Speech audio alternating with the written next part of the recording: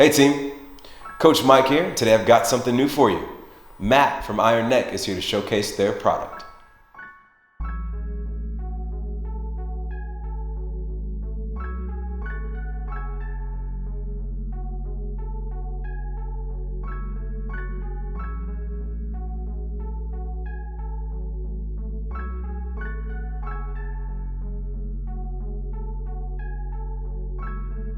Hey, I'm Matt with Iron Neck. I'm here with Coach Mike and the guys from Ruck Science. We're going to go into fitting and form with Iron Neck. We'll go into some basic exercises, then we'll get a little bit more dynamic and show how it can be used for athletes, increasing performance and player safety. So we've got a 1/2 inch pad for larger heads, 1 inch pad for medium-sized heads, and a 1.5 inch pad for obviously smaller heads. So those will go on the front side here, and then we've got a inflatable pump that inflates air into the rear pad. So let's get this out front. We'll loosen up the head strap. When you're first putting it on, you want the head strap nice and loose. We just want to be able to get the head fit in there, and we tighten it up at the end so that it's resting on your head in the right position. Then we make sure to pump up the rear pad if we need to. Tilt it forward. You want the bottom of the front pad just above the eyebrows, and then you pull the back pad down. Good. So now as you tuck your chin in and look forward, there we go. So now we've got a little bit more. We've got the Iron Neck ring is basically on a parallel plane to the floor, and then we'll pair that with the anchor and a band to provide lateral resistance. How tight do we want this clip here? We're talking bicycle helmet tight, or we want ideally helmet, like a football helmet tight. Yeah, ideally the chin strap is kind of, in worst case scenario. So we don't, like the fitting of the Iron Neck should not be reliant on the chin strap. Basically a finger, would that be? Yeah, that's perfect. Yeah, exactly right. Now walk up to the squat rack, get into that exercise position.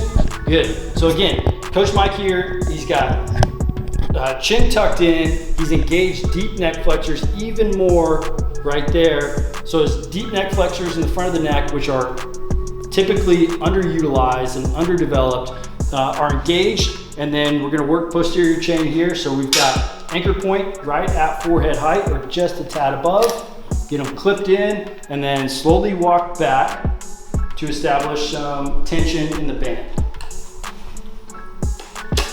There we go. Nose straight out, and then tuck the chin, pull it right back in. So as you're extending out, nice alignment, maintaining good alignment there with the band, the ring, the anchor. Okay, now flip around.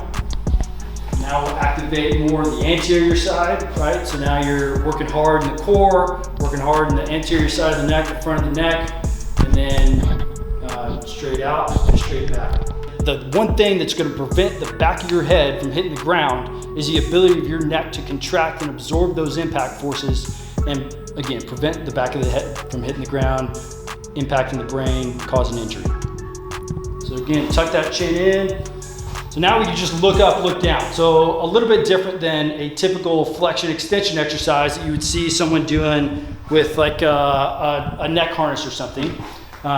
Is we're gonna do that exercise, except we're working left lateral here. Because you're getting pulled on this way, so everything on this side of you is getting activated. Okay, now chuck the chin in and look all the way up. Yep, so you're getting full range of motion there. You're just working the left lateral side of your neck.